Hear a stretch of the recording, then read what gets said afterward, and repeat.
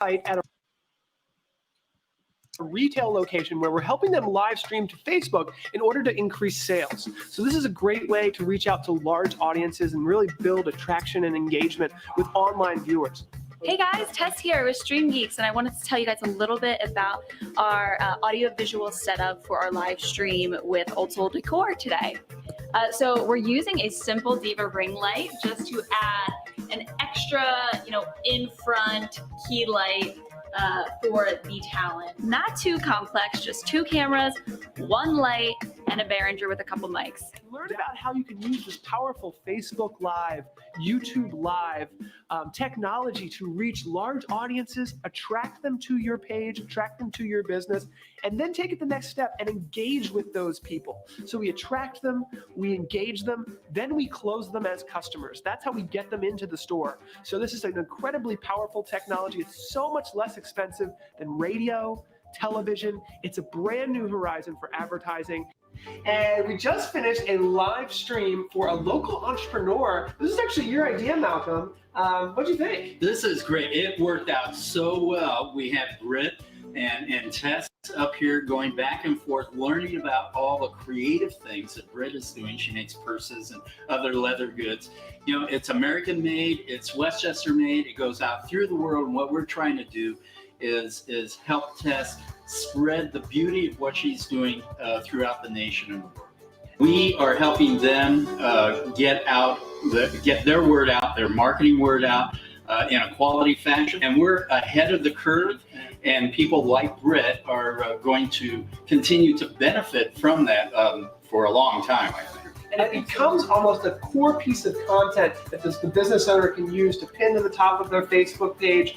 And with this stream in particular, we were able to host a giveaway. So this bag is actually being given away to a live winner. And through that process, we were able to generate social media triggers and actions. We were able to generate 13 Google reviews for the business, which is so important. It even helps you show up on the Google map as a small business. We were able to do about 15 Facebook likes and Facebook 5-star reviews for the business, along with Twitter and Instagram and all kinds of things. So from your perspective, you've got this great piece of video content. It's on Facebook. So what do you do from that point?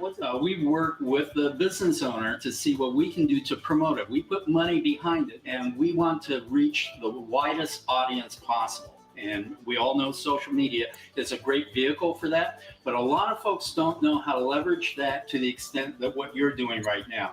And what we're doing is putting a little bit of resources behind that so that we can get that word out. Every community needs to put together a marketing plan that will enthuse an audience to visiting that community. So often we have a whole bunch of little boutique attractions like Tessero right here. And the word just doesn't get out because the market here is 4.5 million people. How do you do that? You can only do that with good partnerships. And that's what we're involved in, is spreading that word through our partners so that people can have access to what the big boys, the big corporations, what they have are now being given to the small sole proprietors. 蓝色我很羡慕你，为什么？我想见你的自信，抱怨大局之间，如果能倒回手，一次次多亏。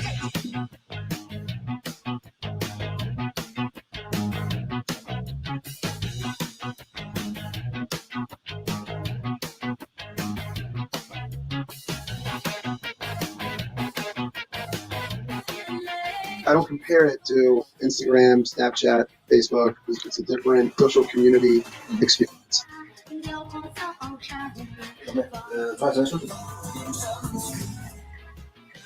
没有买定的话，没有买的话，你不要再买。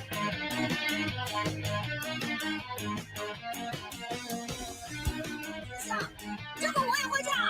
粉丝的心理呢，就是看我的封面好看，点进来看。我真的说是说为了你这个节目内容而看的，哪怕是大主播也都没有。对。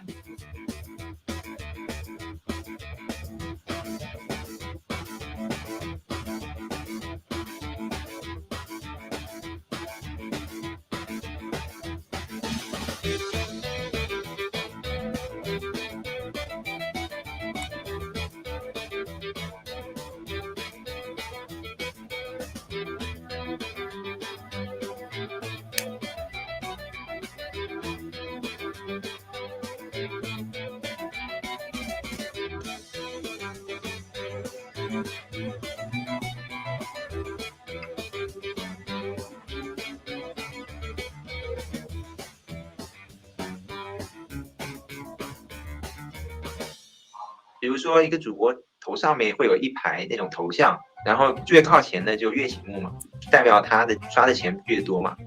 所以这个还可以要到主播的联系方式呗。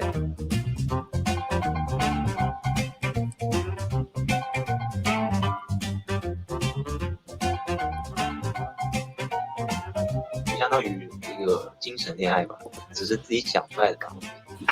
有时候我就是给一个主播就是刷礼物刷的比较多嘛，然后就跟着他去了不同的平台。就这种大主播，你要想长期有一定的粉丝，那你肯定跟给粉丝正在一种友谊之上、爱情之上的那种暧昧期吧。男孩子其实说实话，这种套路大家说出来都明白，就是男孩子为什么愿意给你在直播间花钱。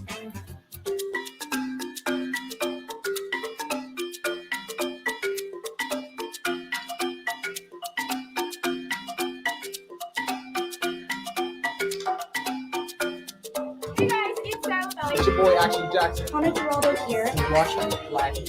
I think the core experience translated really well to the US. The notion of you broadcasting your personal self to an audience that led to the accumulation, distribution of virtual gifts worked really well.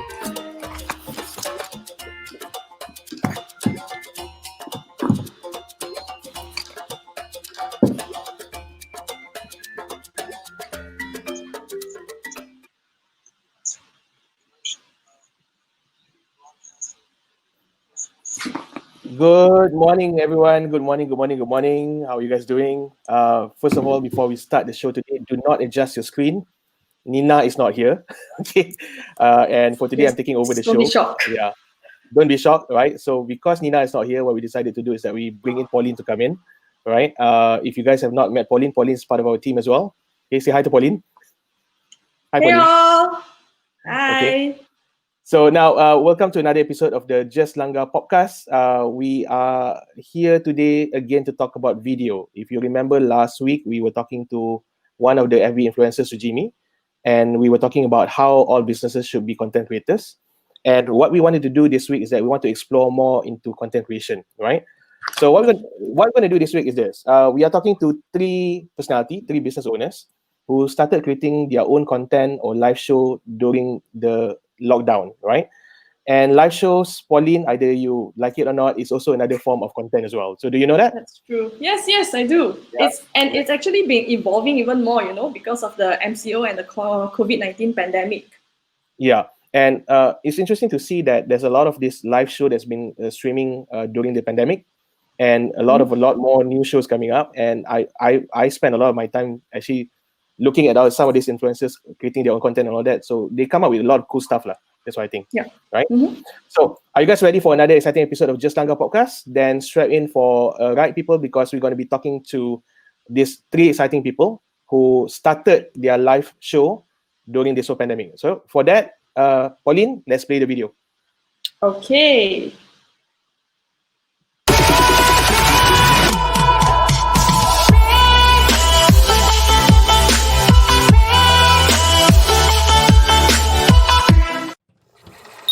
Popcorn.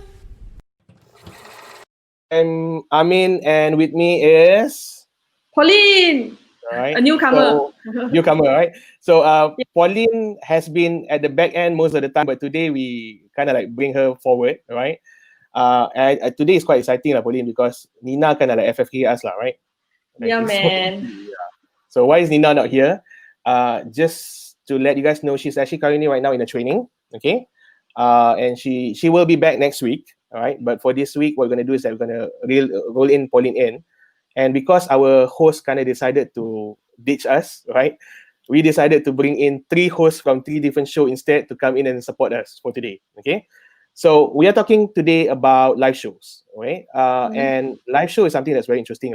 And live show on social media and how live show is one of the best way for you to reach your target audience as well as engage with your customers.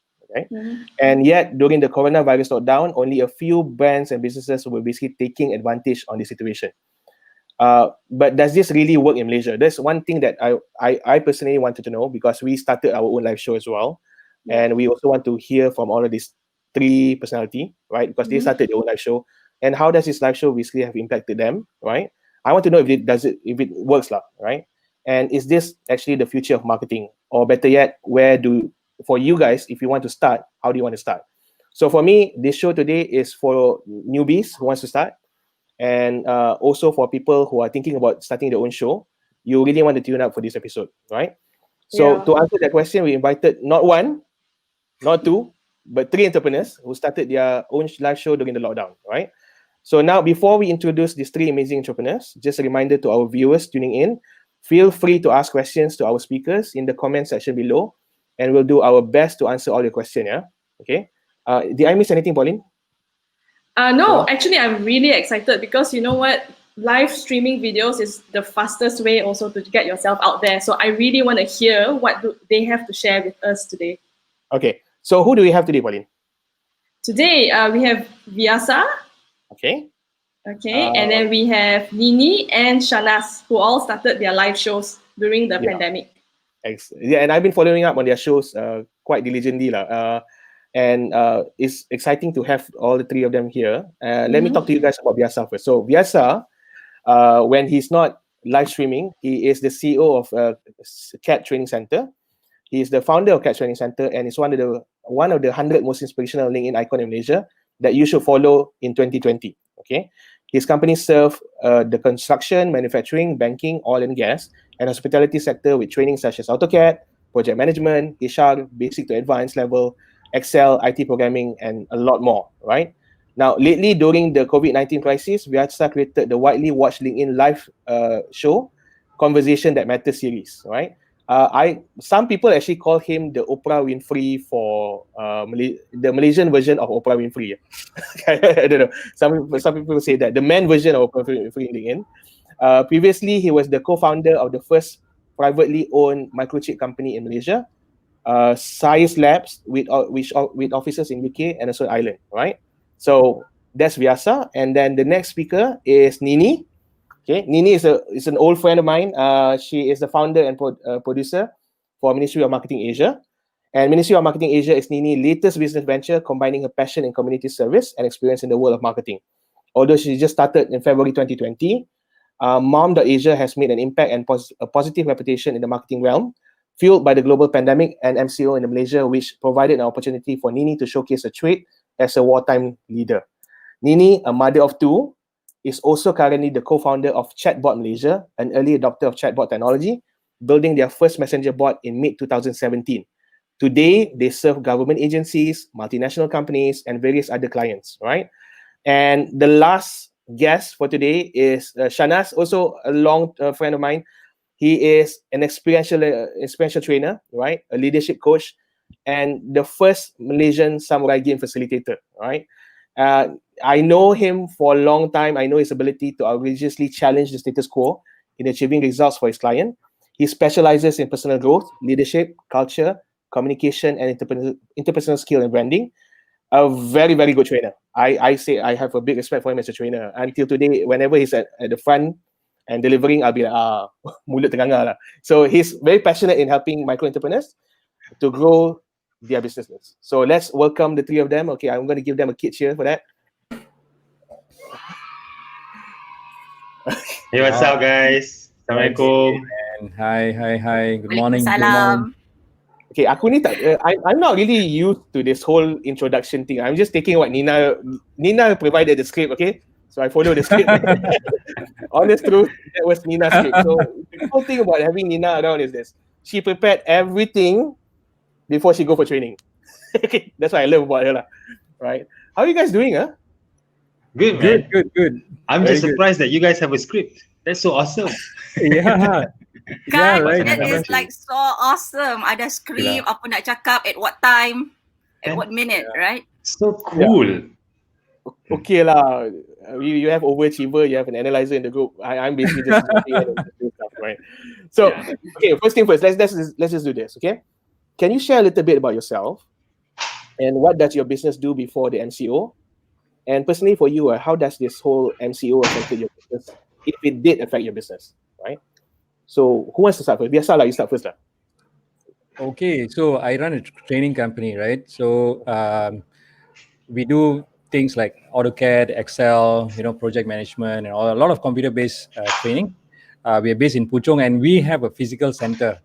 So up to the day before, we were fully booked, and we also booked for trainings as a few months or so after that.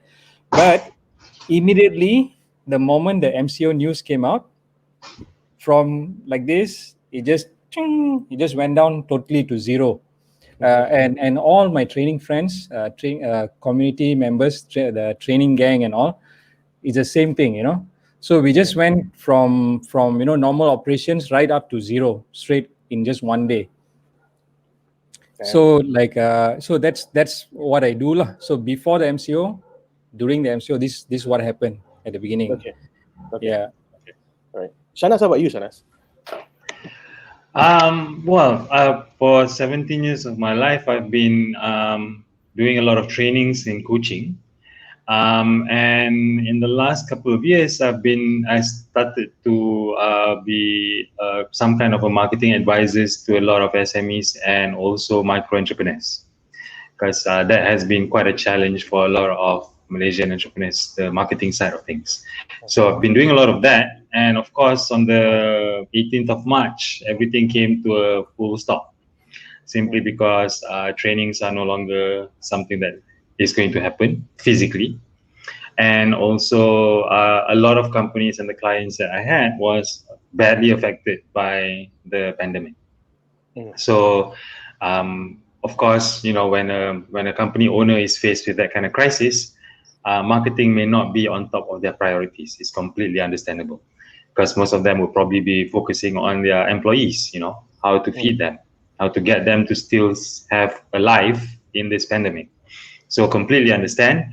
But then because of a lot of time that I had in my hands suddenly, then I thought to myself that there is another part of growth that I think is valuable.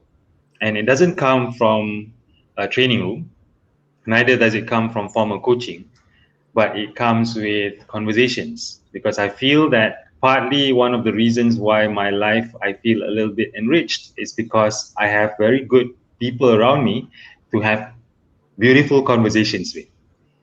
So then I thought to myself, maybe if I'm unable to spend time in front of the room with people, maybe people can spend time to listen to the conversations that I have with people. And that was how Talk was created. So your show is called Talk. Yes, it's called Talk. Because actually, I feel that there is actually a lot of wisdom and experience that you can gain from all the Talk conversations that you have with your friends, families, and acquaintances, So yeah, that's how I started. Excellent. Niney, how about you, Niney? Wow. Okay. So I'm Shahnaz is one of those people that when I am in need of a deep conversation, right? So I would right, suddenly, Shahnaz, jom tertarik malam ni, that. And it's always okay after 10:30, so dia punya biasa punya time is after 10:30, right? So yes, I do value that there are just few people that I can have that deep conversation with, but along with that, I also like to meet new people, learn new things, what they are up to, right? So back to about how I started. So I decided to not take a step away lah, just to back out a lot lah from Chatbot Malaysia, and decided that even this, I have this conversation dengan Shahnaz, right? Then I decided, okay, I want to do something on my own right now. So for the first time ever in my life since I've been doing business, that I am doing something that does not involve my husband. So right, so ada rasa that feeling, the detachment, anxiety pun ada, right? So I've always loved community work. I love doing social impact work, right? And I love marketing. I love talking. I love promoting. Then I decided that, okay, why not I just marry these two things together lah? kan. So then I went into the niche of social impact marketing. So come January, I decided that okay, I want to do events, conference, just talking about the topic or the subject will be about social impact. So in January ni gila gangho ni kan. Nak start something. So then in February, I decided that, okay, let's create Ministry of Marketing.Asia.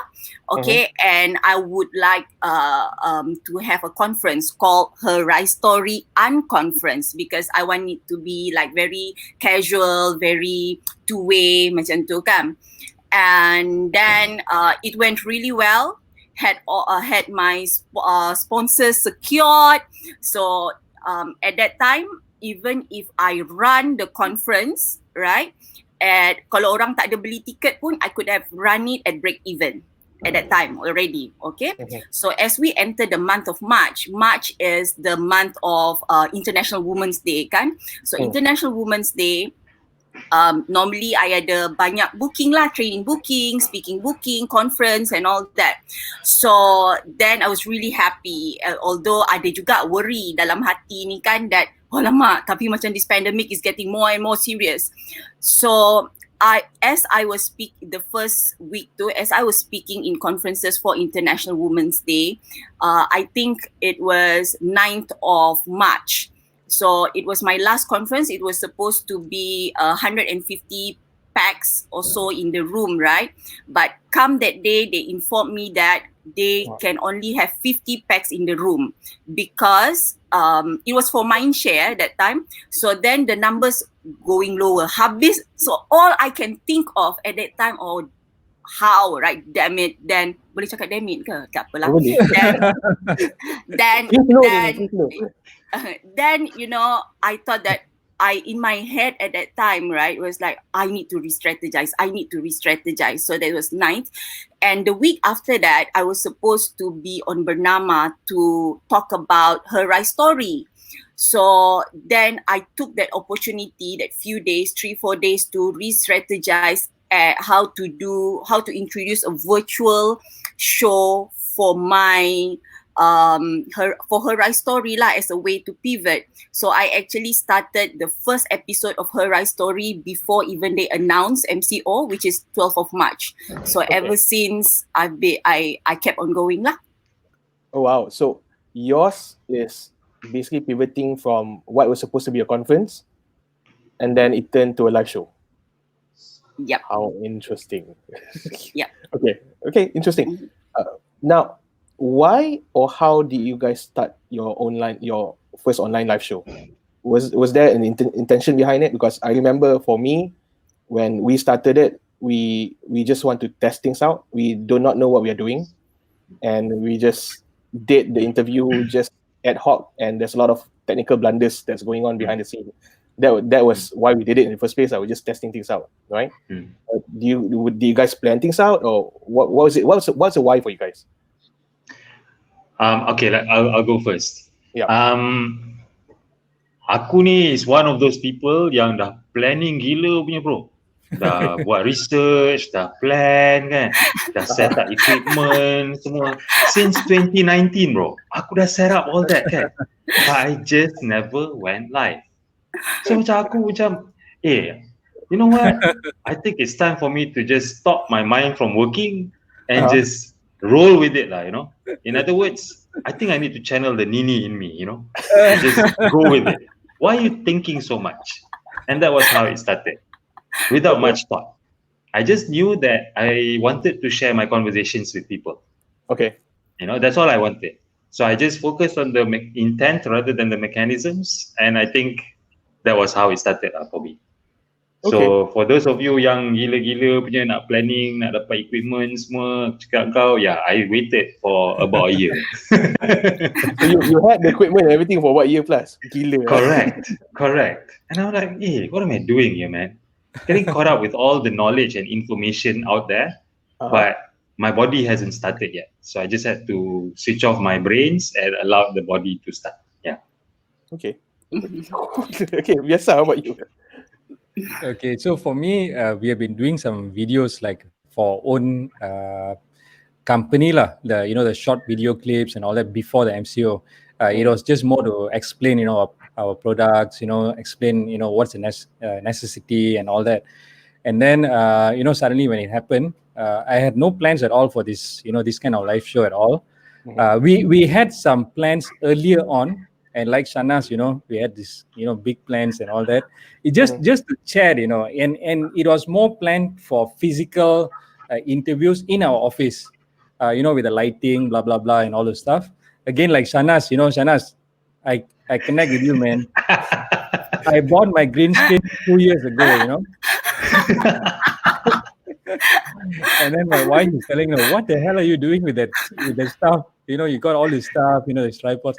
Then after Maybe I 1 can year, turn this into curtain for Christmas. yeah, exactly. I just dare not take it out also because I was not going to do anything. So but after that, just about 6 months prior to the MCO, we're already starting to do videos finally lah. We just got started, and I said to my wife, "Hey, look, I'm using it, and That was the intent. because she was always teasing me about the green screen lah, you buy this lah, you buy that lah. You love to buy all these gadgets and then lies at the side, right? So finally, I got the courage to start doing my own videos. That was about in June last year, and then so what happened is during this MCO, I was like, for a while I said, okay, this is only going to be 2 weeks. We can just chill out, try some new things and all that. So I was just thinking what to do because we cannot do anything. We cannot do any trainings and all. We cannot keep on putting my old videos out there. Then I was just all the time it was just running my head, and then I said, okay, let's just try out this stuff.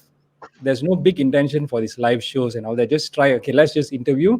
It was first pre-recorded, and then after that, I just said to one of them, let's just experiment with this. I was always fascinated by LinkedIn Live, so then we started experimenting, and then we just just go on. And then it started with one show, and then 2 shows, and then it just went on. And they say, hey, some of the friends, said, hey, it's good, good stuff you're sharing, good, good info. Not by me, but by the the interviewees. They shared some really good stuff. So then I said, okay, why don't we just keep adding value during this time lah? So I just thought it's going to be just for a few weeks, and then just went on. The MCO just extended to 3 months, and the show just went on lah. So that's how it started. It was quite accidental actually. Okay. Same here, accidental. I can relate to the gadget because I also have all the gadgets prepared, but I didn't do anything about it. So in fact, for PopCon, right, what we also realized is that we've been doing all this event where we bring in the community to come to our event and we share about what we do, and we bring in people to interview in the stage and all that, right? Then the moment we started a video, we were like, how come we didn't do this earlier? That was one of the things that come to my mind. So Niney, I know that part of it is because you were pivoting from your conference, right? But what was your real intention behind it? Is it just business survival or is it something else? So because of that conference, right, and I was bukan planning lah. Memang my main strategy to market the conference is through digital content. So we were already at that time on our process of content production kan. So we had our speakers interviewed, have the all lighting punya kind of thing, right? And then also because I have a little bit of digital background because of chatbot, right? That I know what kind of, how many content that we need to susun before even we have permission to sell something, right? So I've already been thinking that, okay, so maybe before that I could interview friends that I have, marketeers from all around the world to actually have live show together with us prior to the unconference. So I was already researching, how to do whatever lah, the behind the scene kan. Then I have a small production team kan. So then it was I kind of assign, okay, find out how do you need to do this, kan, macam tu. Then lepas tu, when after that last conference tu, I just say that, okay, so we are going to start with our first live show. Dorang macam tenganga, and dia cakap macam berapa banyak masa lagi ni kan. So we had 3 days to market our first episode, first time. And because we were already macam ada planning nak buat, so I decided that tak payah. I mean, friends around me know lah, I'm just so your hashtag just langgar tu memang I lah kan, that is my lifestyle kan, that apa aku rasa nak buat, like just do it lah kan, nanti figure it out how. But I guess what worked for me for my first episode was that I had a team. So you know, the design team ada, the production team ada, so I had someone to support me lah from that angle kan. And I also was very clear when I wanted to produce the content is to create relationship and to create trust, because Ministry of Marketing.Asia baru sangat kan. So yeah, credibility how baru is it? How baru is it? February 2020. Wow. And so far you've done like more than 80 episodes, right? If I'm not mistaken. Yep. So in the beginning too, the live show was like at first it was twice a week. And then I just decided, okay, I have all the time kan, so why not use it for positioning kau punya. So I just went every day.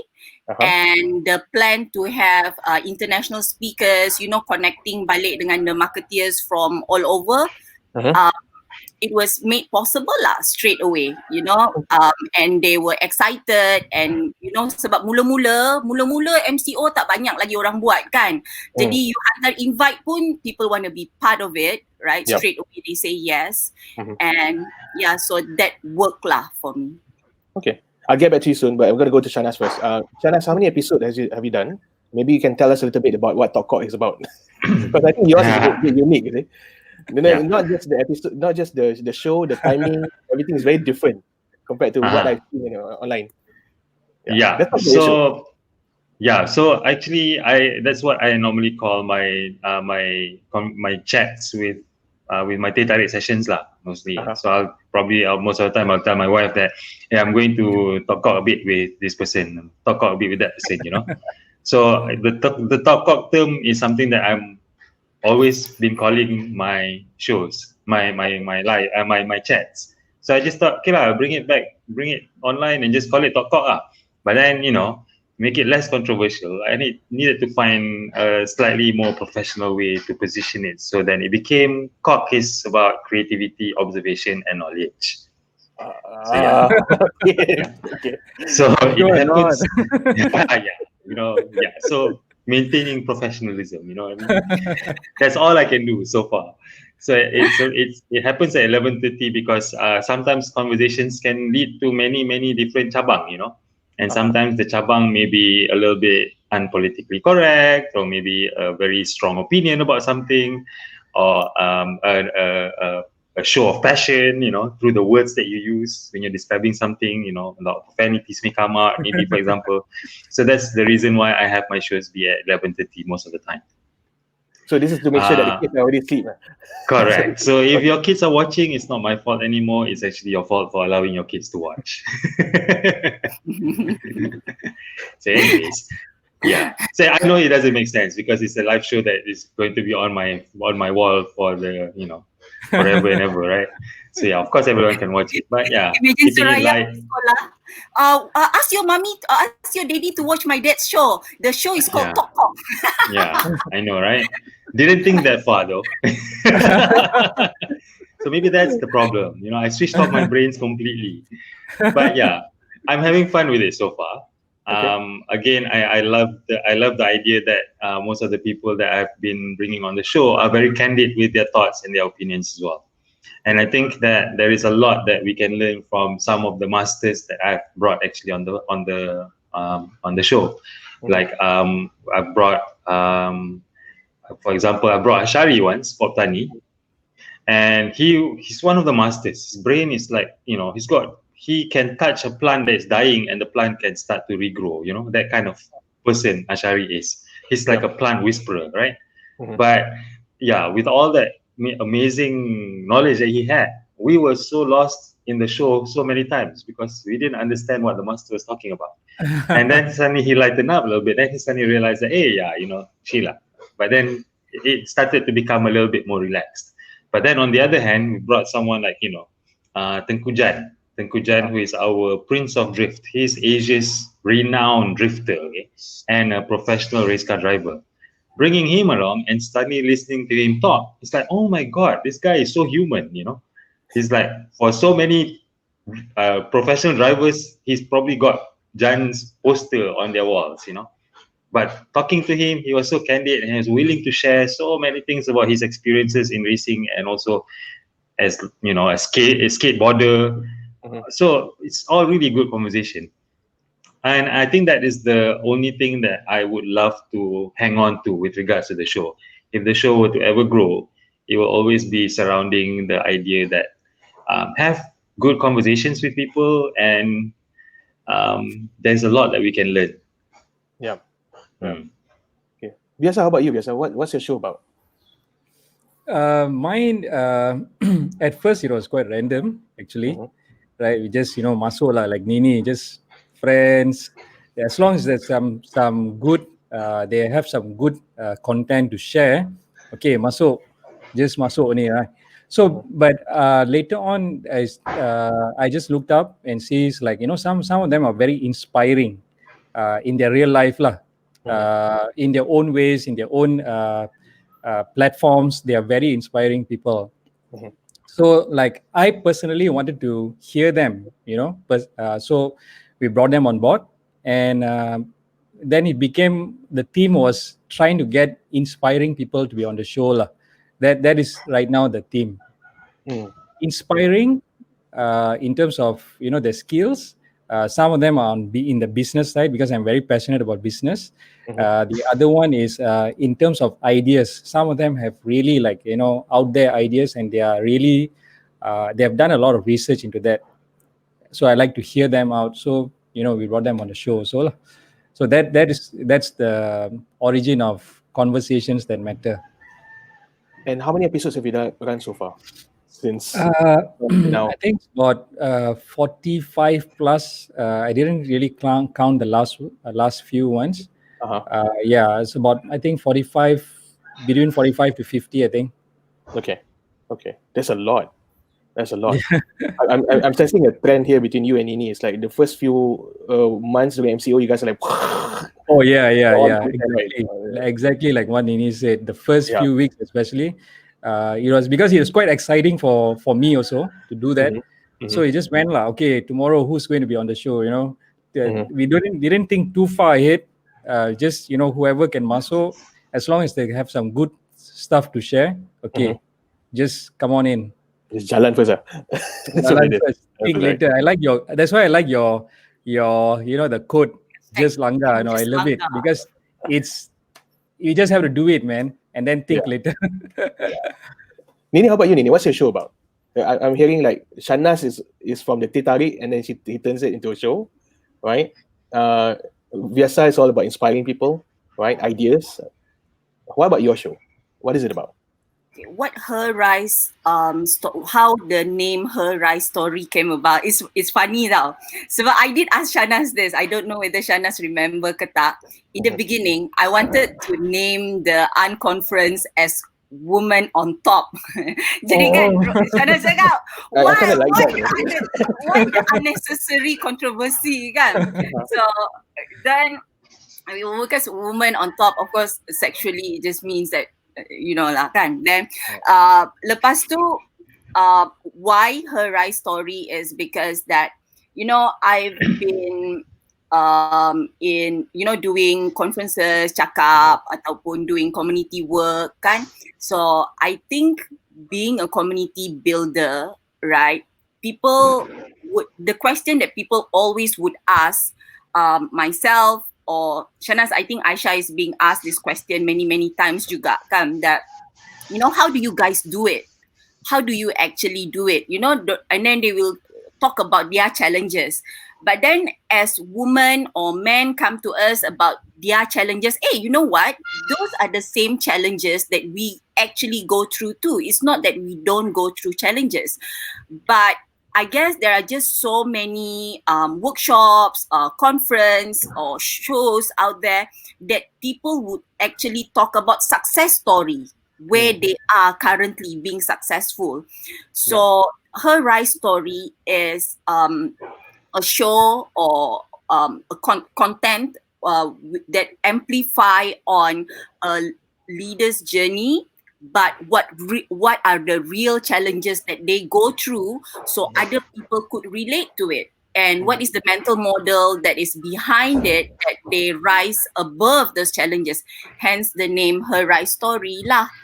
So that and also meet of MCO kan, we so myself and also the Celepets came up with this idea that we want to help micro businesses, sebab waktu tu semua they jual char kway teow, goreng pisang and all those things, right? They're having problem sebab dorang tak boleh, sebab betul-betul MCO waktu tu susah nak jual kan at that time. So then we thought that we run Power to Empower product and brand awareness show. So this 7 celebrities ni were awesome enough to turun padang and do a live show with these micro businesses. So normally kan ada product endorsement, product shout out semua tu, and people have to pay, businesses have to pay for it kan. But this time around, these celebrities turun padang and do a live show for these micro businesses, so that dorang punya product or dorang punya brand gets a front lah, dapat publicity.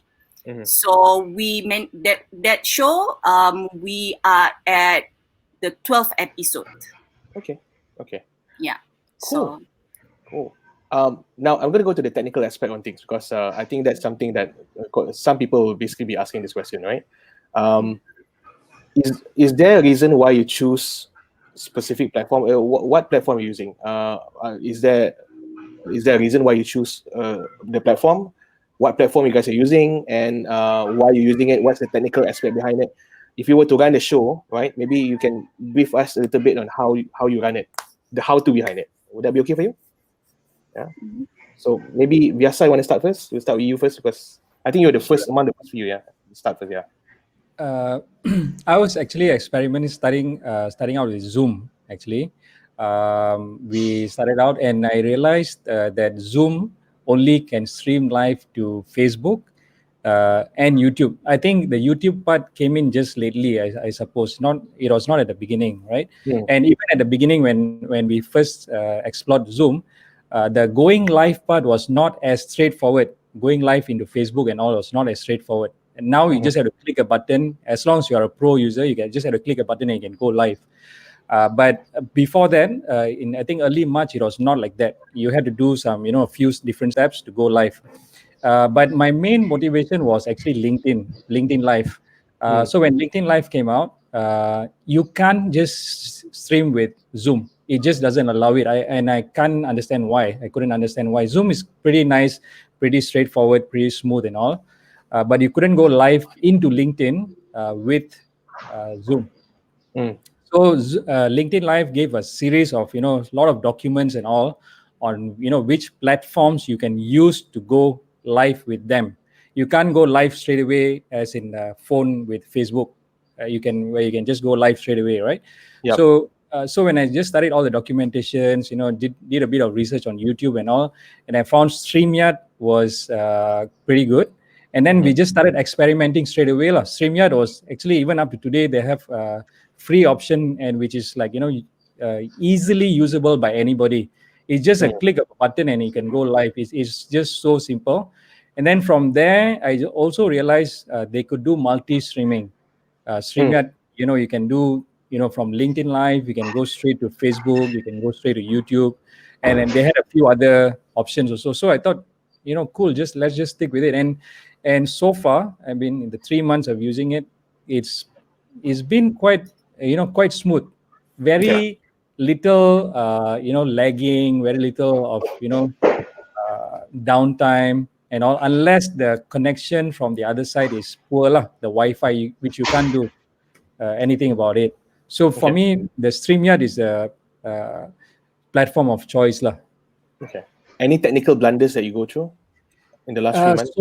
So far, it's pretty okay. Unless the only one big thing that happened was when I was interviewing Dato Sri Gary Chow, who was the MRCA president, right? So he was in a place where the Wi-Fi was really poor. So like a lot of times, it was very laggy. And then I had to cut off the show halfway. I had no choice to do that. And after that we did that again, but still with a lot of lag. So sometimes it just happens, and we just have to go with the flow lah. But that was one of the most nerve-wracking interviews lah, because of the connection problems. Okay, so connection basically is just connection problem. That's one of the connection from our interviewee side or connection from our side. That has to be, with any platforms you use, I think that has to be quite tip top lah. Yeah. I'm going to go with Niney first, and I'm going to leave Shahnaz because I know there's an interesting story. I'm going to talk about Shahnaz afterwards. Because I watched that one. Okay, Niney, what's your setup like? You're not using StreamYard, I know that. You're using something else. Yeah, I use Be Live. Okay. So I use Be Live, and then so I started with a trial version now of Be Live, right? And then I think I can't remember lah. After a few shows, they saw the show, and then they sent me an email offering me a free VIP package because they like the content that I was producing. So ever since I continued using Be Live lah, then so I like the branding, the branding ability of the platform, because I'm a marketer kan. So I like the branding punya, nampak lawa. I can custom it like kau punya, that I have the whole CI corporate identity of the show and all that. So I love things like that. Although there are some feedback, right? If my guests are using mobile, to get into the show, then struggle sikit kan, sebab I think it's heavy. So that's, I think it's still network juga. Otherwise, I dari, with a guest from Pakistan, okay je kan, like that. Other than that, I think the setup is quite easy. So I have a few accounts, so different show is for different account. That's how I do it with Be Live. And so and all the other things are quite simple, except for of course at first network problem lah. Kadang-kadang tu, if we run at 3 o'clock macam tu, then gila lagi. No big thing happen so far. Only like Vyasa, only one time that we had to switch studio because that particular studio was just crazy laggy, and I had to keep one show going and run on another studio, and then ambil the new link and bagi the audience the new link, that kind of thing kan? So but again, I think having someone so I don't really manage the comment area so that I can just focus on the question, on the semua tu, except kalau I nak answer the question, that thing. Other than that, I have the team to support me in comments, the behind the scene punya part lah. So I just focus on the show and run the hosting it. Okay, so yours basically, in a way, you are supported by a team at the back. That supports it. So Vyasa, do you have a team at the back, or is just you solo? There's one more audio engineer at the back. Okay. He checks the sound and all. For me, I'm very sensitive about sound lah. So the sound, no echoes and all those things. And then, and the other part he also does is actually he feeds in the comments so that I don't have to look at the comments and all. Earlier on, when we started with StreamYard, only Facebook and YouTube comments can come in. LinkedIn you can't. So you got to pick it up from LinkedIn Live and then bring it in, which I didn't want to get involved with during the live show because you will start, your hands, your attention will be going everywhere, right? So like what you said, you have to just totally focus on the person you're interviewing.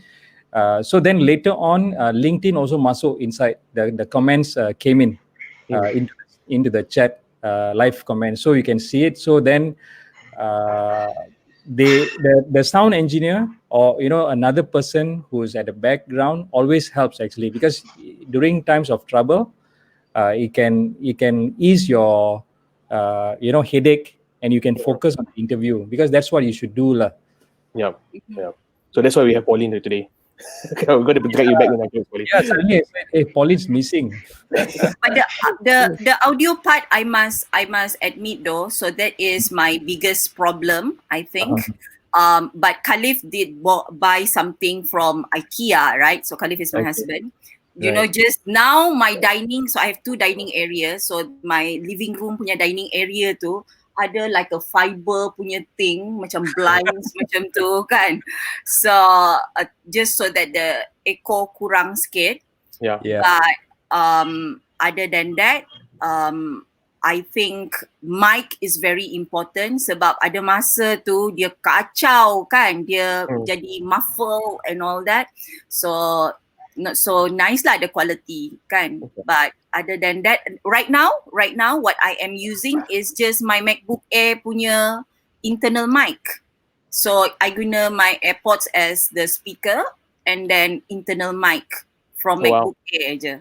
Quite simple, straightforward lah. Yeah. Okay. Yeah, it sounds very good also, quite clear and sharp. Shahnaz, how about you, Shahnaz? I know there was this one technical blunder that happened to one of the show. So remember, I went on this journey of switching on the mind and just allowing the body to go. So I didn't put so much thought into it. I remember I called up one person, and that person was Tiva from 95%, but she was doing all the work for 95%'s videos and FB lives. And she said there are 2 good ones, StreamYard and OBS. So I opened OBS first because I've heard of OBS before. Gempak OBS ni macam gempak. And I looked through it for 5 minutes and I think that this is too gempak for me and too much for me to digest. My mind is still shut down. I went with StreamYard and StreamYard said, yeah, you can use this for free. Have our branding, which I don't mind so much. And I thought it was the simplest platform to use. And it was multi-channel and all that. I didn't even bother. I just thought, okay lah, it's on my Facebook. It's easy to get people. People also don't have to menggelabah. It's just on web. So I went with it. And I went with it. I had so much fun. I was the one controlling everything. The only person that I had was my co-host. Before the show started, I will ask him, bro, do I sound okay? Yeah, you sound okay. And then he will ask, do I sound okay? Yeah, you sound okay. All right, let's go, And we did it. We basically managed it ourselves. All the comments, I was reading it, and I was trying to do the multitasking iguana eyes, one look at the camera and one eye looking at the comments. But yeah, sometimes I missed some good comments, sometimes I missed. I was like, you know what, I'm doing this whole langgar je, just langgar. So don't think too much. And along the way, pick up the pieces and make it better as we go along, Then it was that one episode with Moshi of Kitaman and Afif from Kitaman. I didn't know. I forgot to read the fine prints that StreamYard only allows you to go for free for X number of hours a month. And I exceeded that. And we were having a good time talking about esports and gaming and all that. And then suddenly, you know what StreamYard does when your time is up? He will take the host out. So StreamYard took the host out, but the show was still live. And my guest was suddenly saying, hey, wait a minute, where's the host? And they were on air for a while. So I had to, go to StreamYard, take out my credit card, pay the monthly so that I could get the show to move along, you know, because at the end of the day, I don't think StreamYard is charging too much. I think it's fair. Me just being, you know, the half Chinaman in me, wanting it to go stretch free as much as possible, like, you know. And yeah, that's what happens if you stretch in StreamYard. Okay, it's 20 hours if not mistaken. So if you go exceed that, they will take the host out. The show still goes on, which is really funny. It's funny, Yeah. man. It's funny, man. Seriously So I'm funny. still doing everything on my own. I invested in a lot of equipment. At the end of the day, I think the equipment that I am using right now is a Bluetooth hands-free kit as my mic, and also normal headphones as audio. That is just because I like the idea of being confined in an audio bubble when I'm doing my live show. But that's it. No special equipment apart from these two things that I'm currently using right now. Yeah, and you can just go live just like that. Simple, yeah. Yeah, No need to- exactly. StreamYard is amazing. Yes, Chi saying like StreamYard is amazing. Okay, when we started, we were toying with Ecamm, and the thing about Ecamm, it's a brilliant device to use because there's a lot of feature that you actually have inside. So it's like StreamYard on steroids. That's what I feel about Ecamm. But the problem with Ecamm, number one, it's only designed for Mac users. Okay. Number two, I need to connect with another platform. Like for example, if I want to run an interview, right? I need to hook you guys up under Skype, and then connect Skype to Ecamm. Right. So at this one time, the trouble with a live stream in LinkedIn, for example, right? We need to apply for licensing and all that. So it took some time for us to be approved. So the moment we got approved, we wanted to go multi-stream, Facebook and also LinkedIn, and we become ambitious. We actually have to purchase another platform called Restream.io.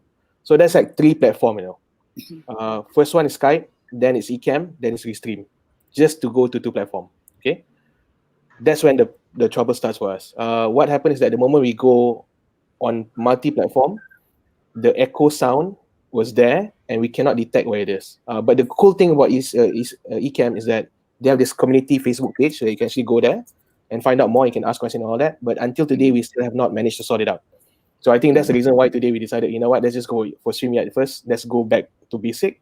So far, it's doing well, but I think it's also very important for us to understand to test out the platform, because I think some of the platform that's out there is quite brilliant. And to start out with, even with StreamYard, is free. Right? That's why I like. You can start anytime. Right.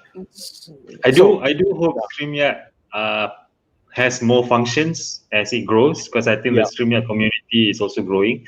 I hope they grow and feature a lot more stuff and idiot-proof it so that I can still continue using it on StreamYard. Being an idiot about that. So I'm gonna drag Pauline back in. Pauline, masuklah. Kau ni malu-malu buat apa? Hey, got question or not? Got, but just to add to our experience in Just Langgar, I think Amin and Nida damn kesian lah, because every time whenever we finish a show, right, we'll have a debrief session, and then I will always like have to go and nag them about the audio, which is why today we finally said, you know what, let's just not risk it anymore, and that's why we went ahead with StreamYard. And you know how Pauline, when she starts complaining, right, she will nag. Okay. I remember there was one episode we had gone for about good 13 minutes conversation, bro. Conversation was building up. Aku tahu ni. Got to press live. Oh no, yeah. Oh my God, man. Yeah, What an idiot, right? I forgot to press live. Click on the button, the red button, Shahnaz. Click on it. How did I miss it? I don't know. Then it happens. Then you restart balik conversation, is it? How? Yeah, but then macam we didn't redo the conversation because macam tak best lah kena redo the conversation, right? So we just went on with, carried on lah with it. I tried to recap the last 13 minutes, but in the end, it just didn't matter lah. Just went on with it. Right. Okay, so we actually have a couple of questions. I think a lot of people really want to learn from you guys. So let's just look at the first one first. Yeah? So I think this is really essential. Like, how do you actually plan for all your episodes? So what I do with Her Rise Story is that I'll theme it. I started with Her Rise Story industry leaders, right? And then I had Her Rise Story Tea Talk, where we also divided into different industry, but 2 speakers at one time. So that was me lagi berani sikit lah kan. So instead of having 1 guest saja, I move on to 2 guests. And then after that, we actually went to self-care, 5 dimensions of self-care. And then recently, I had, so it grew into a collaboration work with Marketing.Asia. So we featured the LinkedIn icons, the mothers in the LinkedIn icons yang kena announce. This is the 100 LinkedIn icons, right? And so we are going to do another collaboration with Marketing.Asia, but talking about gender and stereotype. So I would normally team it. So when it's team, it's easier for me to plug in which guests to have in each show. So for example, self-care, right? So self-care could be mental, emotional, that kind of thing. So that is how I plan my guests lah. So that's how I do it. Okay. What about the rest? How did you plan to do your episodes? Not much planning. Do you plan in advance? I do, and I actually plan about sometimes 2 days in advance. That's the reason why I give my guests very little time for them to prepare and analyze things. It's just, if you want to know what the show is, please watch the first few episodes I've got. You don't have to watch the whole thing. Just watch 5 minutes to understand the essence and the language. So I don't plan so much. I don't have a lot of advance time. I know I should be doing all this. Yeah, I know I should be having a little bit more planning and have advanced notice. I remember someone was telling me, "Hey bro, why do you only give 2 days notice, bro? Give like a week notice, because I don't know what's gonna happen next week. I really honestly don't know, So let me take it a couple of days at a time." How often do you do your shows? In the beginning, it was very often, but now it's getting a little bit more, slower because I don't really have a plan. For me personally, I think it's refreshing to think like this because, in the corporate world and in the business world, it's always tied to a tangible result that you need to get. So I think that was also one of the things that made me not interested to do it since 2019, because I thought that it would be another thing that I have to be honoring the results and the KPIs on the shows and all that. So I just said, screw it lah, I'm doing this for fun. I don't know whether this is going to be better. I don't know whether this is going to make money. I don't know whether people are going to watch it. But as far as I know, I think I just want to share the conversations. That's it for now, So hopefully it grows. Inshallah. We have like 2 and different. it's fun. And it's fun, right? Yeah. Doing live show is like super fun. Yeah. And I know it's fun for me because every time after I finish the show, I can't sleep. Wow. I'm still buzzing. So that's the only downside of having the show to be 11:30. Because sometimes it finishes at 1 and I'm still buzzing, You know what, Shahnaz? I get the same buzz also, after each show. It's like, there's so much of stuff going on, and it's really inspiring, right? It just gives a goosebump and you cannot stop. Sometimes I'm just jammed for 1.5 hours. Just cannot talk for a while. There's so much of there's excitement, there's adrenaline flowing, there's great info, and these people are so humble. They're sharing a lot of intimate stuff and all. So it just kind of gives the the buzz and the, I suppose, the kick, if you can call it that way. Exactly. Did you plan your show? Yeah. Okay, so me too. I'm between Niney. Niney is really salute you lah. You're a big planner lah. Seriously. I'm leaning more towards Shahnaz. So what I do is because a lot of them their timings are they are so busy, and so right in the midday. So I need to get their times ahead.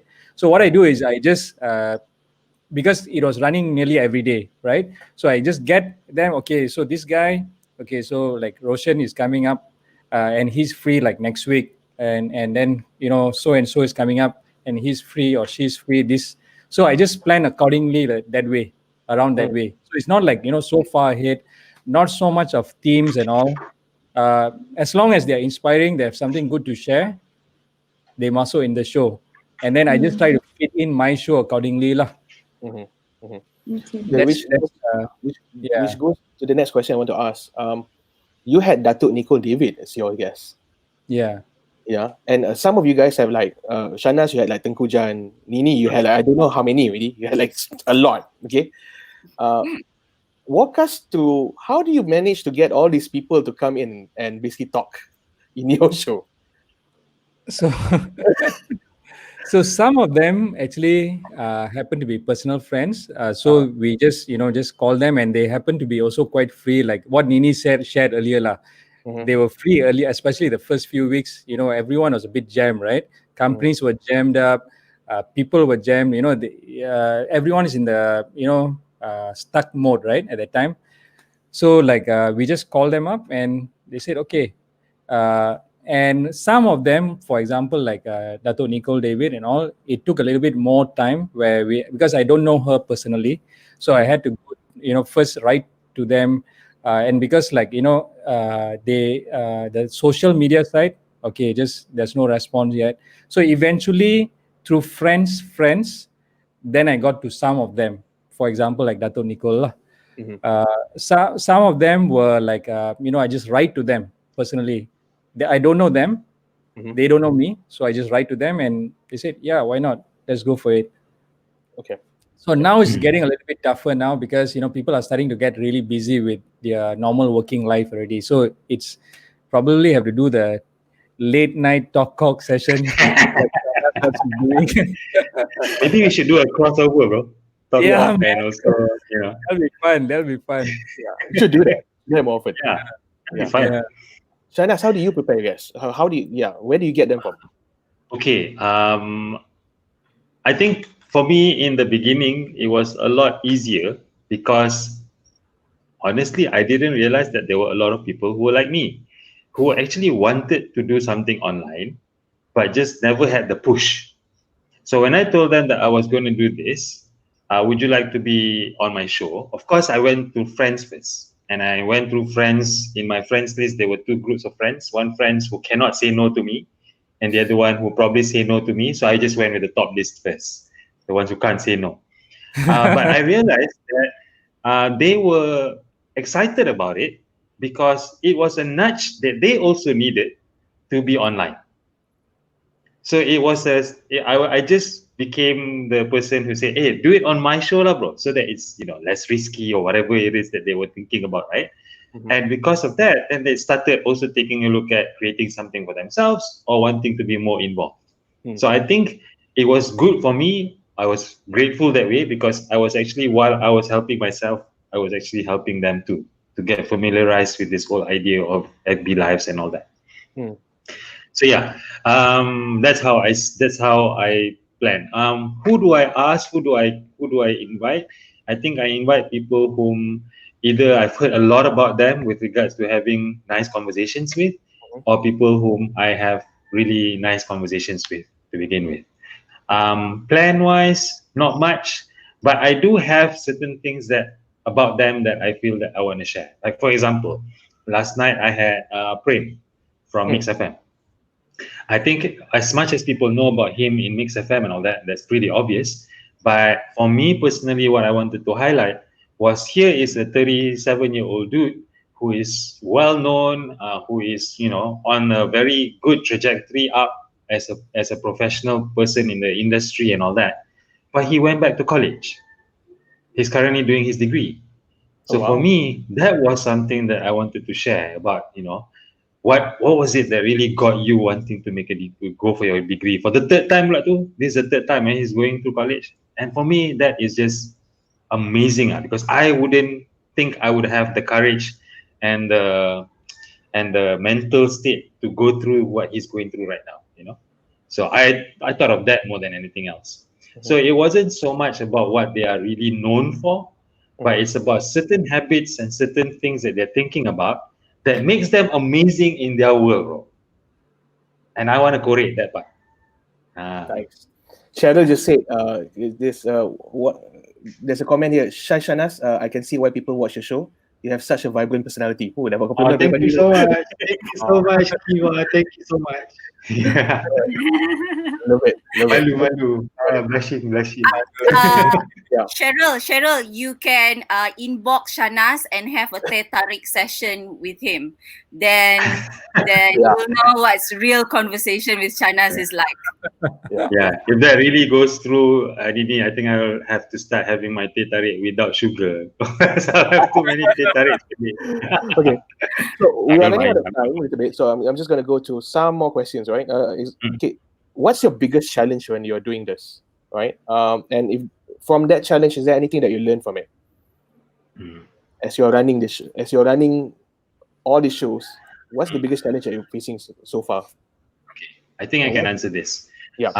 Biggest challenge for me is still the challenge that I had when I had the intent of wanting to create something online. I think the biggest belief that I had to really start shredding is the belief of wanting to seek people's approval online. So when I created the show in the beginning, I was so much getting engrossed into wanting my network to approve of it, for them to like it. And so it has to look a certain way, it has to feel a certain way. And that really crippled me. That really made me not move. So when I suddenly started to let go of that belief, bit by bit, it is still in me, but when I let go of it bit by bit, it started to give me a little bit more freedom to move with what I wanted to do. Wanted to create rather than wanting to look good and seek this group's approval of me. Lack of a better word of saying it. So I'm still having that, but at least I've moved 14 episodes. Okay. How about you, Vyasa? What do you think about this? In terms of challenge, right? I think one of the biggest things is like it's, of course, sometimes you feel nervous, especially like some of the bigger names.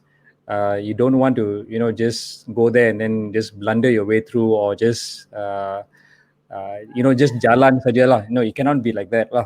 So for them, like, you need to just do a little bit of research, and it needs to be some good questions that can invoke a conversation. Deeper questions are like what Shahnaz says. The other side of them.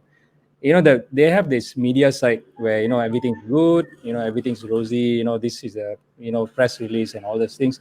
But they also have the very deep inner side, and that's what people want to see. The personal side of them. So in order to do that, you cannot just simply luck your way through lah. In a simpler way to say that, you have to do a bit of research and find out. Sometimes they had some difficult moments, they had some challenging moments, which people don't really hear much about. They only hear about your success stories. Yep.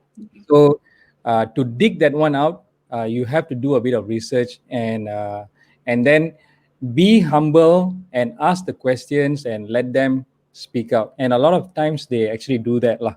So the tough part is actually like to bring our excitement lower enough.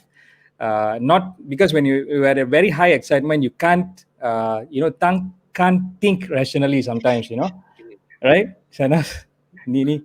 So it's like so we have to bring our level down a bit to a calm level where you can actually write down all those questions, and then have a little bit of flow to us, and then make them feel comfortable enough to reveal the other side of them lah. So that's I think the tough part of the behind the scenes part lah. Okay. Yeah. For myself, I think that, well, I started the live show as marketing strategy, right, for Her Right Story. And it is building the business brand, the brand awareness, building brand loyalty. But at the same time as well, I need to think about my own personal brand, right? So what is my purpose? What kind of value do I want to associate myself with, right? So at the same time as well, that value that I would like to give to the audience, to the public, right? It needs to be valuable for them.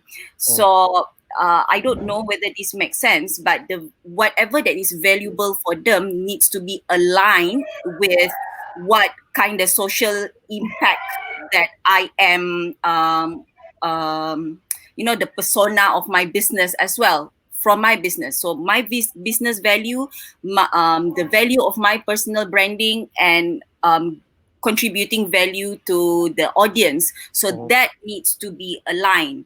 Sebab kalau my valuable for my personal branding je, and then valuable for my business je, but not valuable for the audience, then no one would be connected to it, right? So having those three things aligned consistently every time I start up a new team, I think is very struggle jugalah dekat situ kan. So so for me is that. Okay, I have a lot of other questions, but I think I'm gonna ask this one. It's actually two questions in one, just to kind of like sum things up. But I mean, yeah, there's actually a couple of questions by the viewers, so maybe we can run that first. Yeah, maybe we can do that. Yeah. Okay. So just to make sure that you go through protocol, okay? Protocol. Okay. We need to do that in PopCon because a lot of times in PopCon, seorang will go just langgar and then they just langgar dinding and then everybody is basically doing the details. Okay. It's always my job is so boring. Okay, so what's the question? Okay. So Liz wants to know whether do you guys give your guests, the questions in advance so that they can be more prepared, or is it more free flowing? And also, how long does it take for you all to prepare, this list of questions? Because the people that you invite sometimes, you may not be the subject matter experts and all that. So how do you actually, make all of that happen? Good question. Like I do give the questions ahead first.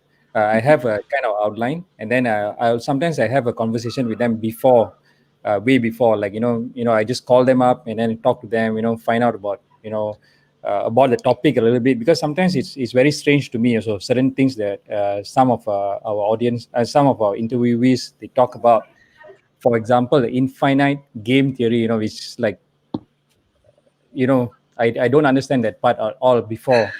I didn't understand it all before, so I sometimes chat with them and then find out a little bit more and then dig a little bit deeper, and then from there, those questions that arise during that conversation, those are the ones that we want to give out lah. So normally a few days earlier, some of them, 1 day, 2 days earlier also fine, but some of them, they ask me the questions like a few times, like 1 week before, they are a little bit more, they need to prepare and all. So it depends on the people we are interviewing lah. Okay.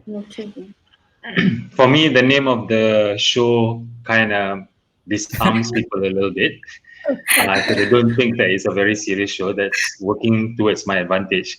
But for me, if I haven't really had a good conversation with the guest yet, I'll probably have that first. So it's either through a cup of coffee or on the phone or anything like that. So the goal for me is to always make sure that I'm asking questions, or I'm going with an angle that the guest is absolutely comfortable with. Because I think sometimes there are certain talk shows or certain live shows that puts people on the spot. And that's a great thing too, it's enjoyable to watch.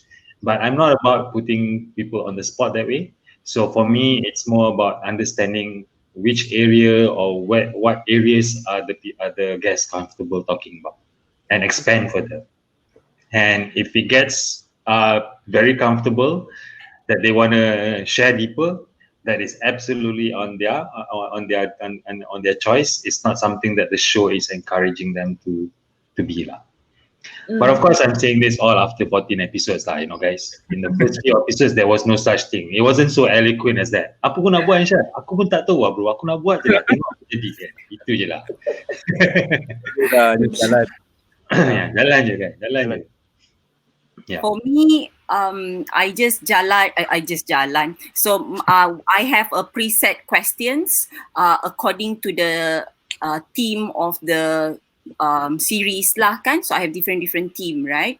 Then after that, I will have like a warm up session 1 hour before we go live. Call time is 1 hour before we go live, just so that I can have chat with them, make sure that stream okay.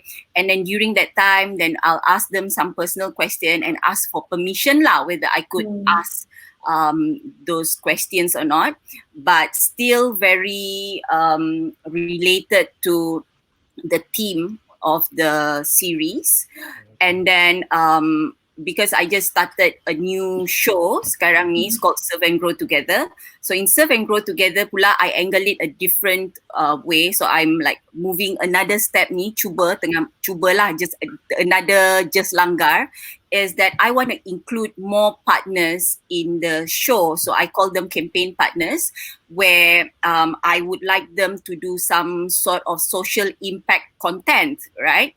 So then just before the show, what I will do is I will help them to build or talk to them about what kind of, or give ideas lah, what kind of social impact content that they could produce as a front to their marketing processes. So from there, then they get to announce it in the show and talk about it, talk about in more detail during the show lah. So what are they giving back to the community? So still ada set of questions. I ask them permission, and also I have a session with them just to get to know or give ideas on how they can make use of the live show lah for their business or personally. Okay. Right. I mean, what's the question that you wanted to ask? Okay. Before that, can I negotiate time with you guys, like another 10-15 minutes? Will you guys be okay with that? I'm good. Thank you guys. Right. So, do you guys promote your show? Do you guys do promotion for your show? Yep. And 1 day before. 1 day before. 1 day before, for instance? Right. Just How 1 or do you 2 do days. it? Yeah. How do you do it? For me, I just put it up there on my Facebook and LinkedIn and YouTube, and that's just it lah. I don't do all the paid ads stuff and all that. It's just within the, it's just an organic stuff. Because I just want to do it for fun. I don't want it to be too overwhelming, too much of, marketing stuff behind it and all those things. So it's just like that. Mine's just simple, organic, 1 or 2 days before. Okay. Yeah. Shahnaz 2 days before, right, Shahnaz? Yeah. So nak buat promo poster pun tak tahu kan macam mana nak buat promo poster. Do I have to hire a designer? So I open PowerPoint, I created a slide, save it as JPEG, and that was the poster. There's a Canva, bro. Check it out. I know, but I'm still in the state of mind that the mind doesn't want to function. Just allow the body to flow. Yeah, too much information. Canva, too much. Yeah. I used PowerPoint also at the beginning, Shahnaz. Yep. Simple enough, right? Simple enough. Straightforward. Right, the point. So just don't try and make it too graphic, Just chill, relax, gambar orang, gambar logo, wordings, okay, cukup. Niney ada team. So Niney, what's your story? For me, I ni suka benda yang lawa-lawa ni. I like the artwork, I like the design, I like that every series ada dia punya theme, it's very ada dia punya Shahnaz, kau branding dude kan. Kau suka sebenarnya benda-benda ni kan. So, aku suka tapi banyak kerja. Betul. Aku belum bagi kau birthday present. Maybe that could be my birthday present to you, So then okay. So then I would normally launch the whole team, what the team will be about lah kan. So different series. I'll launch the series first, and then we will follow up with who are the speakers, what it's going to be about, that kind of thing. But maybe per show will be 3 days before. And all are organic. But I think what have been beneficial for me is that kan lepas your show, you can actually have a look at, kalau dari Facebook, you can see who are your true punya viewers, right? And then from there, you know who are your custom audience. And from the custom audience, you can have your lookalike audience. So those video tu yang you dah lepas punya, so you know that, when you have that awesome video, awesome conversation in whichever episode, you can turn that into a promo video, kan, into FB ads ke, whatever like that, kan, targeting whatever that you wanna sell your products and services lah. So that has been useful for me. But promo to the live show are all organic for me. But promo to whatever products or services, I do use the custom audience and the lookalike audience lah. Okay, that's nice. That's nice. So I think for me, it's the dilemma of what I can do comfortably and what I should do. Of course, I should be doing the promotion earlier. I should be, telling as many people as I can about the show and all that. I know all those are the things that I should do. But at this point in time, I'm still at the state of just doing what I'm comfortable doing first. And eventually, I think the momentum will pick up. So for those of you who are watching and trying to get advice from the people who have done it, I'm still at the stage where just do what I'm comfortable doing first. And then moving on from there. And what I like about Shahnaz's Talk show is that it's one of the show yang I rasa that it's reality bites, that orang tak banyak nak borak-borak sangat. It's like talk lah kan, you talk crap all the time, and whereas there are just so many content out there. I'm saying this including my content is just very strategic in a way, where Shahnaz punya show is about, like him lah, he's very relationshipy, right? So that show is more about relationship. And then dia punya comment area pun kan macam reunion of kawan-kawan, that kind of thing kan. So and I guess that angle is awesome because people will feel communal in a way, and people would want to encourage other people to be in the same community juga kan. So that is dude, I don't know whether you see it that way, but I think that is a great marketing strategy sebenarnya. So what I'm going to do later, I'm going to watch this part again. I'm going to take word for word whatever that you said just now, Niney, in case anyone asks me, so how do you plan your show? Yeah, that's my answer. I think what Niney just did is she just gave you a marketing advice for free. Correct. I will take it. I don't give Shahnaz marketing advice. We talk while we bounce off each other. But coming back to all this, right? By doing all this live show, some people actually wanted to find out, how do you actually measure your live shows? Like, what are some of the significant impact for you guys personally, or maybe for your brand or businesses? So I think the question here is it for the vanity metrics, or is there also an outcome that you are specifically looking for? That's a good question. Yeah, it's a good one. Yeah. Definitely outcome. Definitely outcome, right? For me, it's because Ministry of Marketing.Asia just started in February. It's like a baby, right? Who knows who is Ministry of Marketing.Asia is, right? Then I guess, it is, for me, it's silver lining that MCO happened and I get to be focused on building my brand online, because I think now what MCO and this pandemic has given me is like stop, Niney, you're not ready to do your physical unconference yet because you've not created your brand enough, brand loyalty or brand awareness enough, right?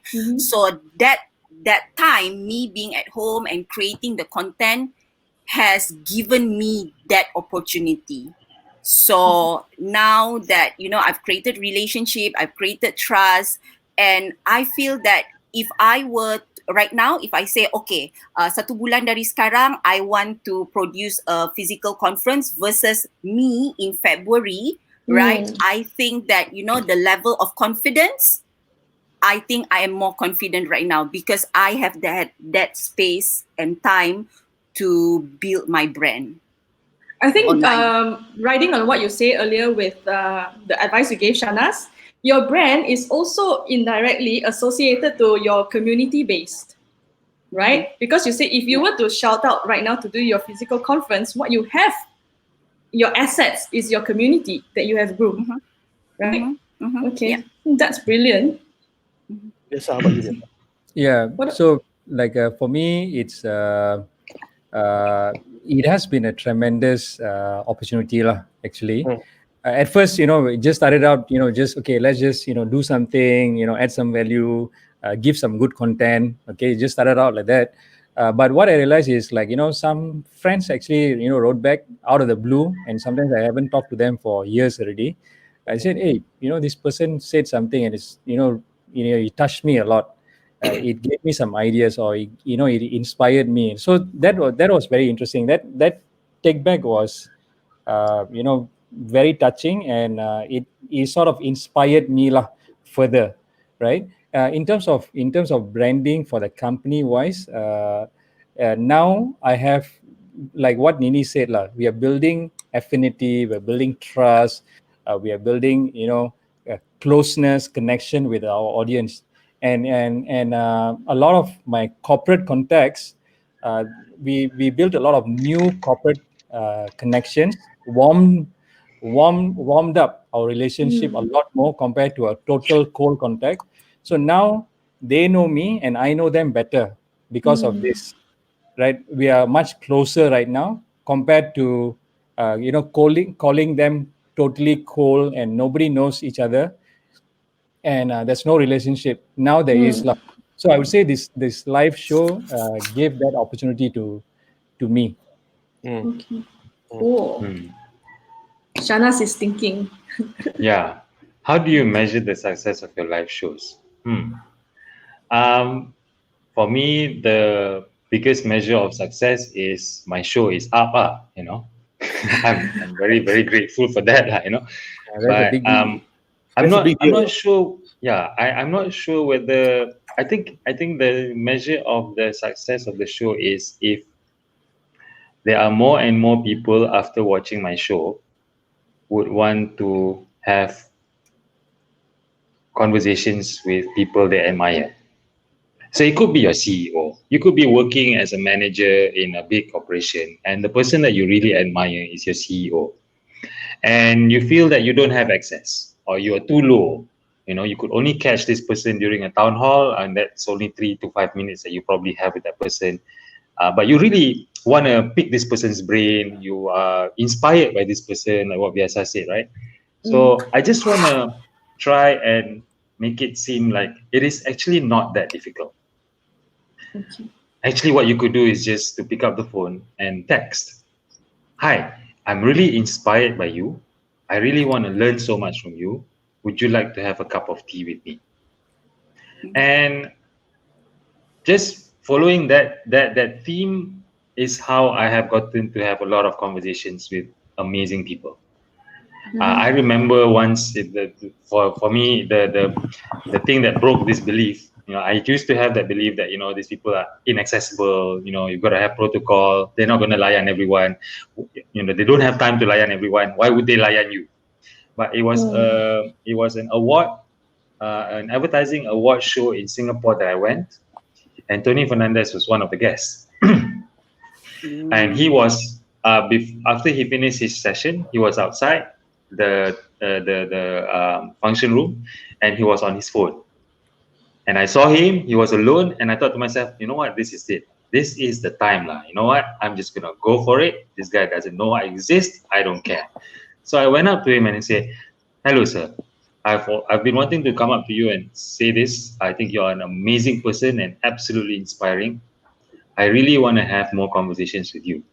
How can we have that happen?"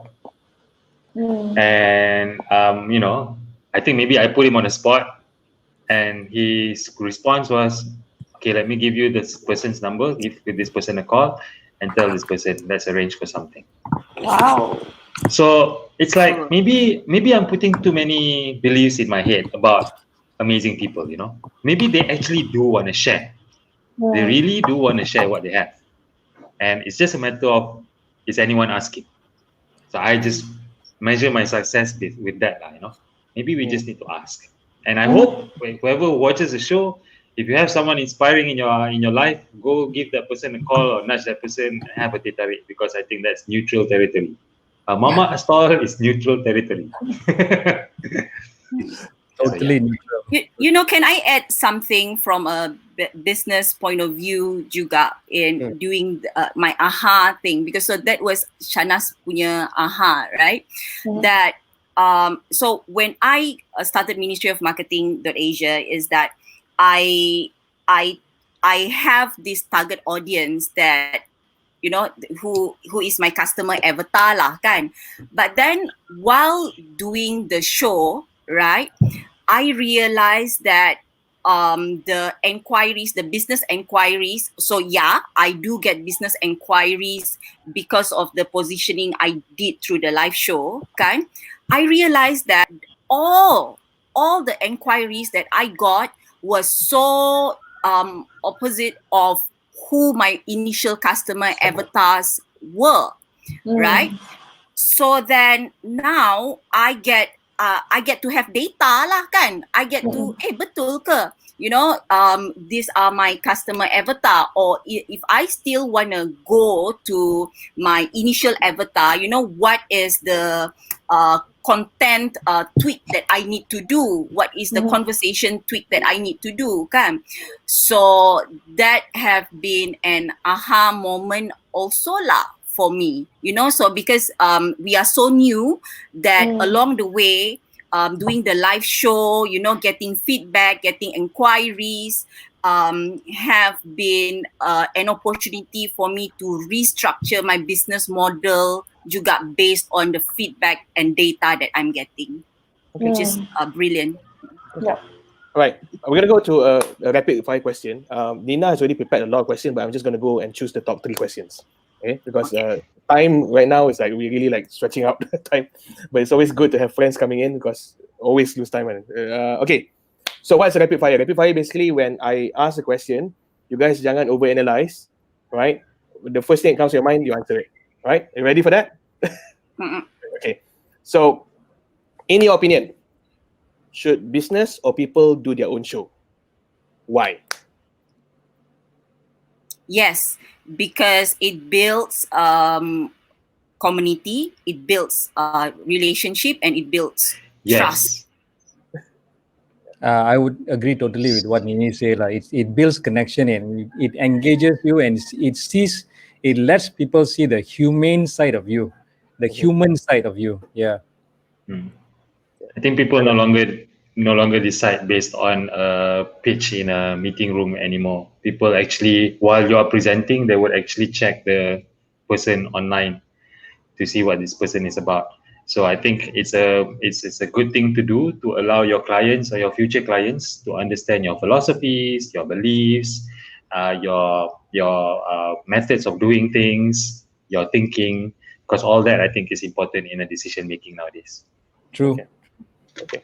Great. What is the one important question business should ask themselves before starting their own live show? The business or people, right? So what are the one important question either business or people should ask themselves before starting their live show? I think for me, it's your purpose lah. I think that's very important. I mean, of course, as a personal, on a personal basis, you can just go with the flow, just go. Right? But as a business, you should ask, what's your purpose first? Yep. I think for me kind is of value. Go ahead. what kind of value would my live show bring to the community and my audience, and how that is aligned to my business value.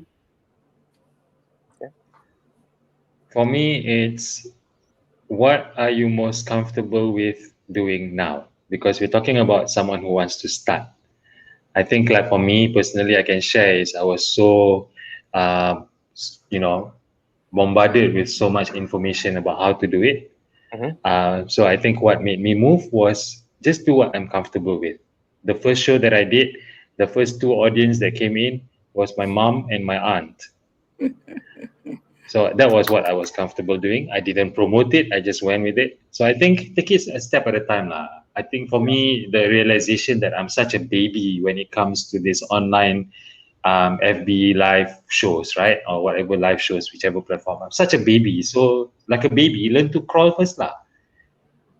All the information about how to walk, your knee has to be this strong, your thighs have to be this muscles and blah, blah, blah. It's just too much information for a baby. I just let the baby crawl. So similar, like anyone who wants to start, allow yourself to be a baby in this. Okay. Last question. What do you learn about yourself as you're creating your own show? I can sometimes be very judgmental and seeking people's approval. Oh, that's a good one. For me, it's like the nervous factor lah. Wow, because like sometimes you want to talk, and then we just realize that they are also human, and they want to just share. So for me, that was one of the big breakthroughs lah. Just go with the flow, and they are also human. The other side. I think what I learned is that because I always call myself a digital bimbo, right? So no, you're not. I don't think so. I mean, in compared to the person that I'm living with, right?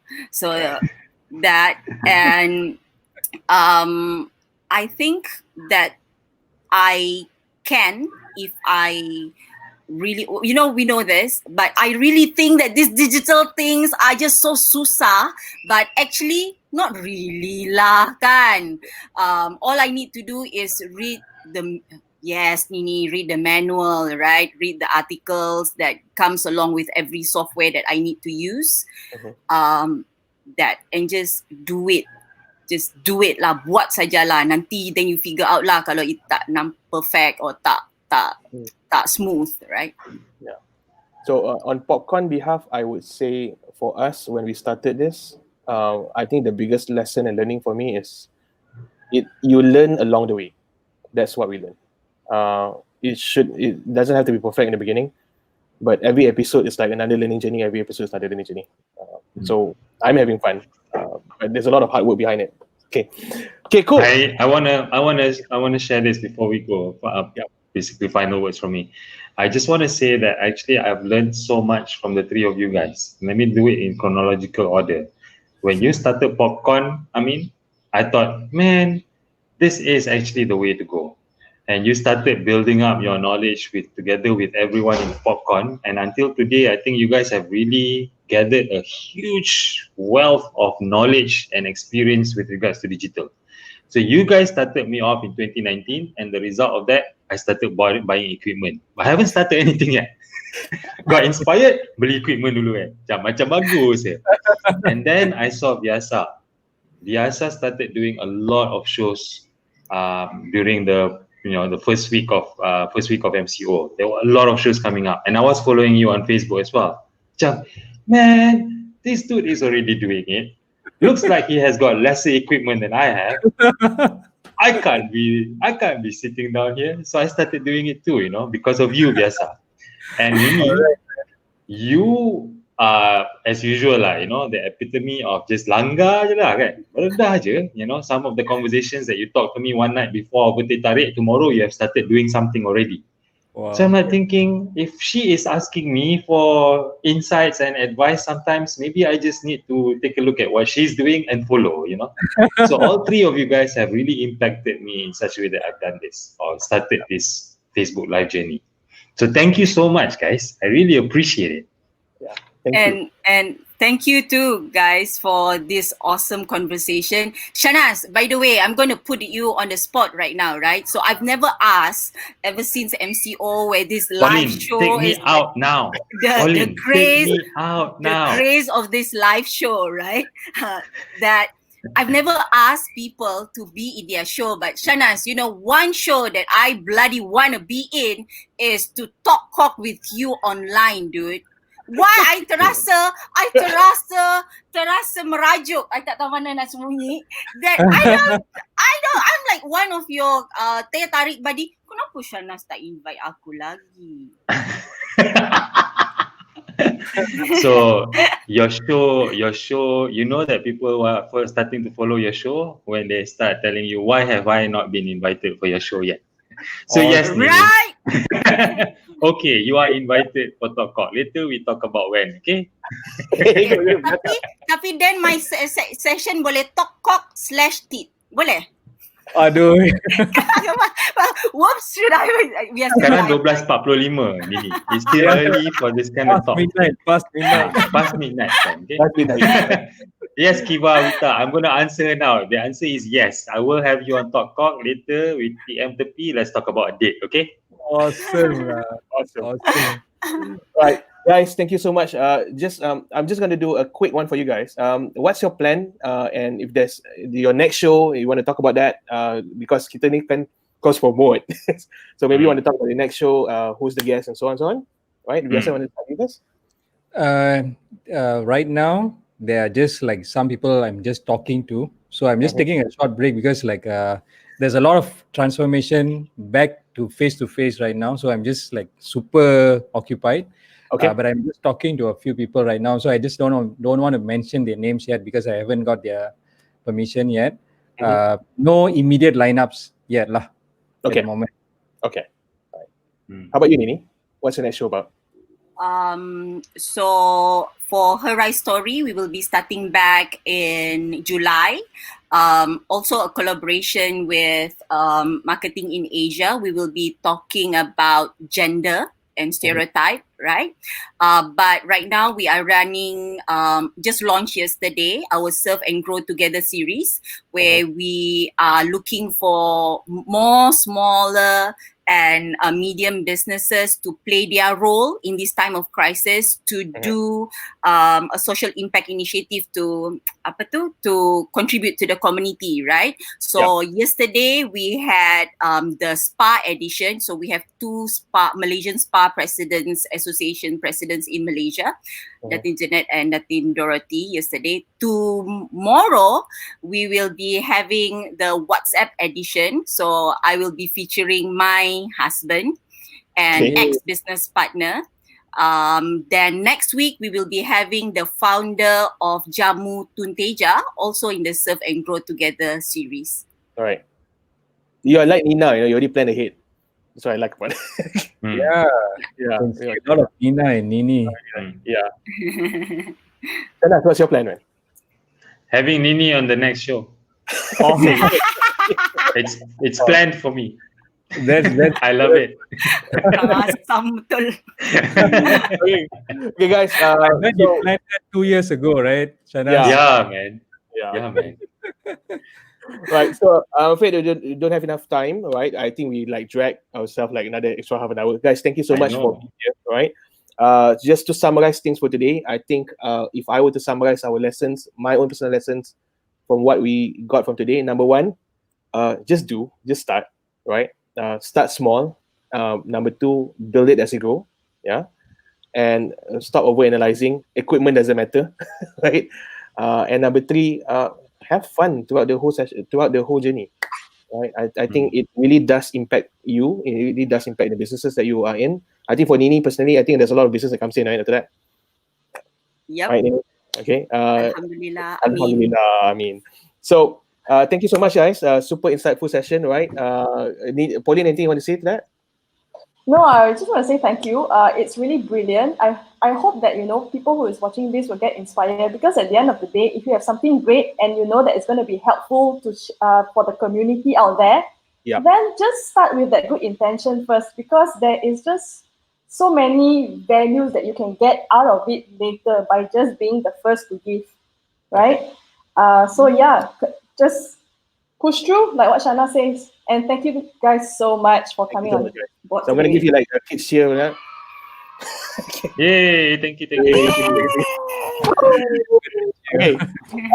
So thank you so much for that insightful session. That was so good. So I hope you guys who have been watching learn a lot and at least get inspired by the speakers. And what's happening next week, Pauline? We have another topic on video, right? Yes, next week we are actually going to have a very nice, good looking dude. So if you want to have like some eye candy while learning moments, we are bringing Ken Okazaki to our live show.